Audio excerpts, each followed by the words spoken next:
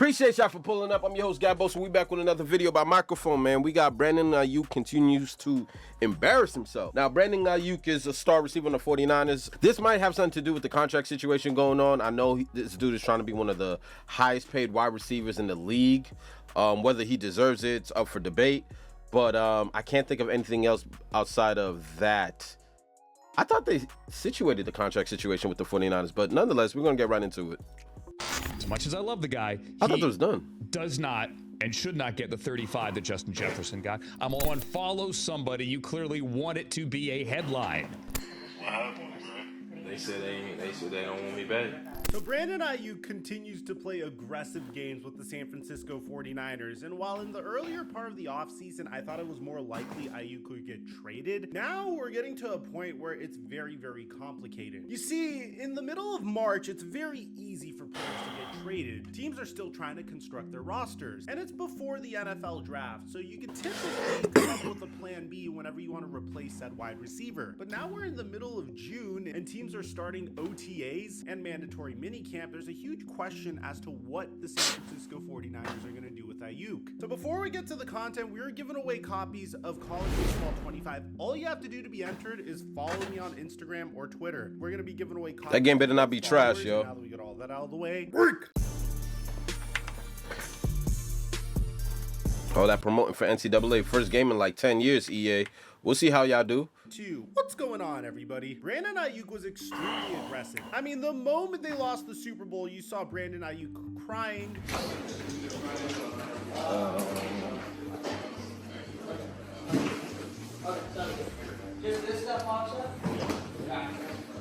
I mean, that's fitting. This is right after they lost. Just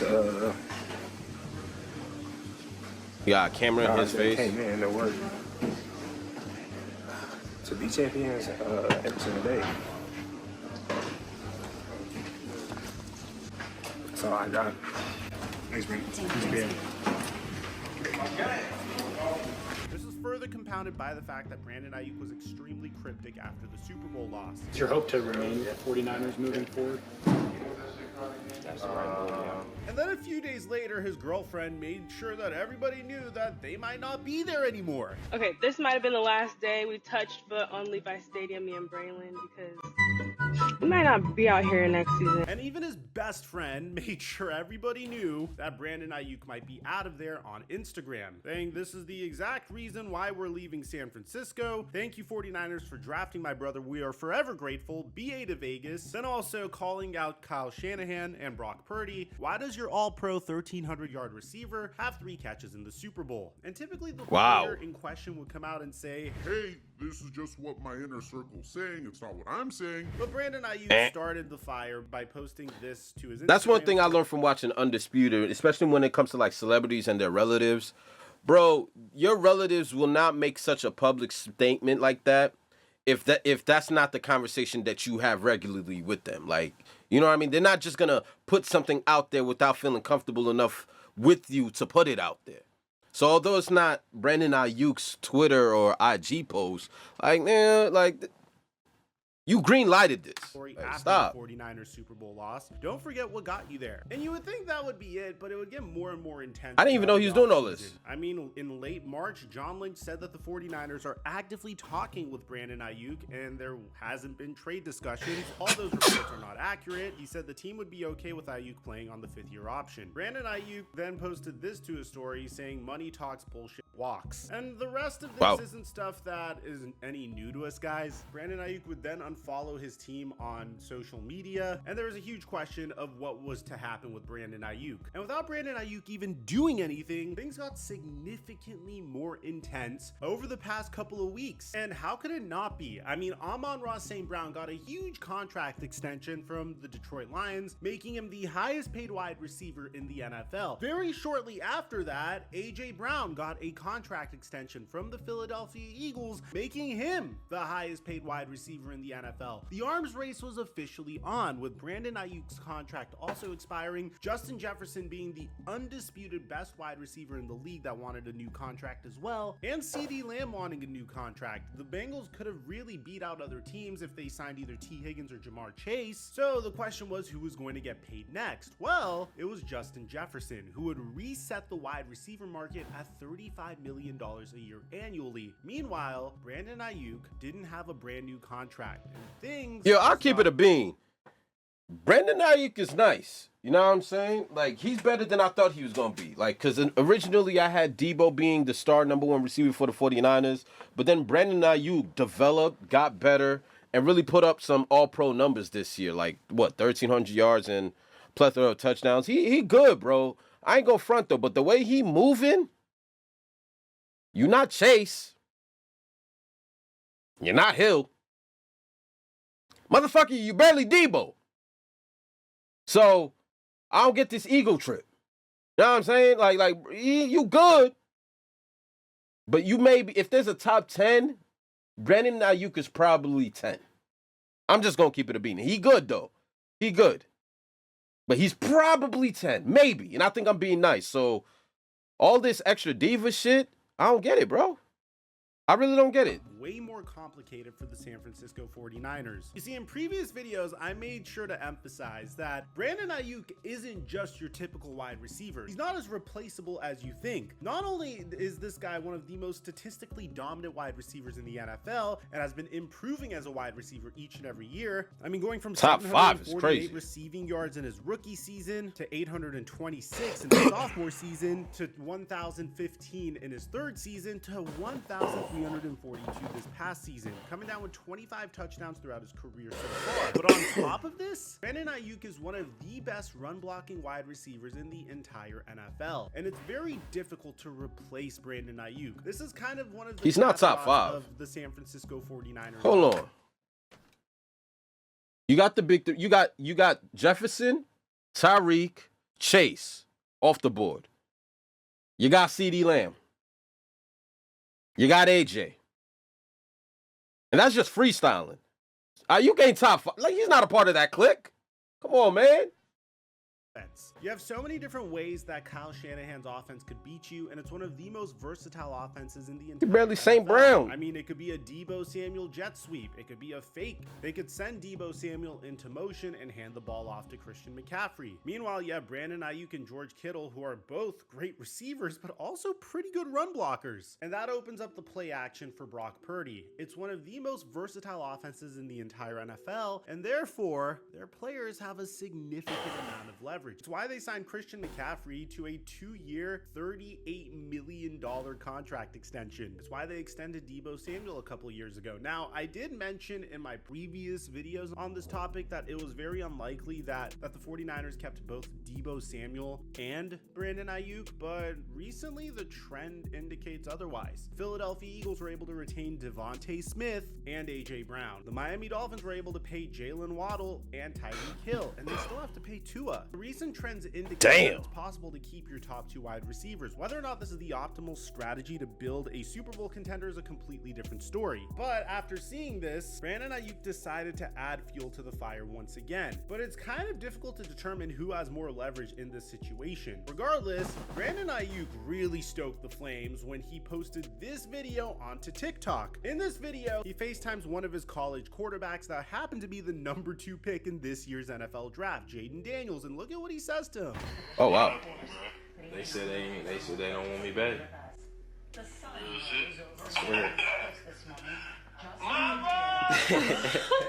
Now look, do I think it's likely that the Washington Commanders trade for Brandon Aiyuk? I don't necessarily know. It's nothing against Brandon Aiyuk. It's just, if you're the Washington Commanders, It's not a bad move. Trading for Brandon Aiyuk necessary? You have Jahan Dotson, you have Terry McLaurin. Who? Don't get me wrong, Brandon Aiyuk is an amazing wide receiver, but I think at this point, his leverage is starting to dissipate, and you're starting to see this all around the NFL. I mean, T. Higgins just signed a 1-year contract extension with the Cincinnati Bengals, which is very reminiscent of what happened with Saquon Barkley and the New York Giants last year. At this point, it's the middle of June. According to Ari Meirov, apparently multiple teams were interested in trading for Brandon Aiyuk before the draft, including the Jaguars, but they never received an offer that blew them away. After the draft, they shifted their focus to negotiating an extension, but the booming wide receiver market makes this challenging. The 49ers' preference is obviously for Aiyuk to be a part of their future, but at the same time, they have a contingency plan in place. Remember, their very first pick in this year's NFL draft was a wide receiver selected in the first round, Ricky Pearsall. So obviously, they have a contingency plan in place for the event that one of their wide receivers departs. Which wide receiver that's going to be remains to be seen. Is that kid nice though? At the end of the day, you could tell that Brandon Aiyuk's really dialing up the pressure on the San Francisco 49ers. Let me know in the comment section down below if you're a 49ers fan, what do you want the 49ers to do about this situation? Do you think Aiyuk's going a little bit too far? Because I'll tell you, a team that I think may have gone a little too far is the Jacksonville Jaguars, making Trevor Lawrence the highest paid quarterback in Don't get me the started NFL. on that We shit. have a whole video discussing why. Don't get me started on Trevor Lawrence's record-breaking deal. Yeah, I think Aiyuk is taking it a bit too far, but who cares? Who cares? Like, I'm not a 49er fan, and I'm pretty sure the 49er fan base, they're not co-signing what Aiyuk is doing. They're too traditional to get down with how he moving. But I ain't gonna front, like, if you asking for top money, like, Aiyuk ain't that. He's nice. He's up and coming. You know what I mean? He's a top 10 receiver, and, like, I can't even front. He does different shit than Debo. So, I don't know. If it's time for him to get paid, pay that man. But Jefferson money? I might have to put you on the market, bro. You too expensive. All right, I'm gonna holler at you guys. Let me know in the comment section what you thought. And this was Brandon Aiyuk continues to embarrass himself. I don't think he's embarrassing himself. He just wants to get paid, like all of us.